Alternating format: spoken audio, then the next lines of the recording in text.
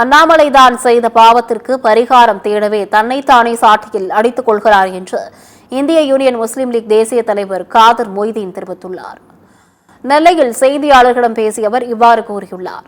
திராவிட model ஆட்சியை மக்கள் ஏற்றுக்கொண்டு விட்டனர் என்றும், அண்ணாமலை மட்டுமல்ல அவரது மகன் பேரன் கூட இனிமேல் செருப்பு அணிய முடியாது எனவும் காதர் மொய்தீன் கூறியுள்ளார்.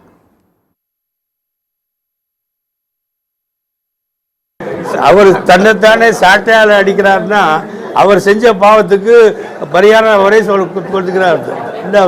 ரெண்டாவது செருப்பே போடாமல் நடக்கிறேங்கிறாரு. ஆனால் அவர் வாழ்நாள் எல்லாம் செருப்பு போடாமல் நடக்க முடியும். ஏன்னா வாழ்நாள் இருந்தால் கூட திராவிட முன்னேற்ற கழக கூட்டணி ஆட்சியை தமிழ்நாட்டிலேருந்து மாற்ற முடியாது, தொடர்ந்து நடக்கும். அவர் தொடர்ந்து நடக்கிற காலம் இருக்கும் காலமெல்லாம் இவர் செருப்பு படாமல் எவ்வளோ காலத்தில் நடப்பார்? இவர் மட்டும் இல்லை, இவருடைய மகனும் நடப்பான், இவருடைய பூட்டன் நடப்பான். அதை பற்றி தான் நடக்குது. திராவிட மாடல் ஆட்சி என்பது தமிழகத்தில் மக்களால் ஒப்புக்கொள்ளப்பட்ட ஒரு ஆட்சி.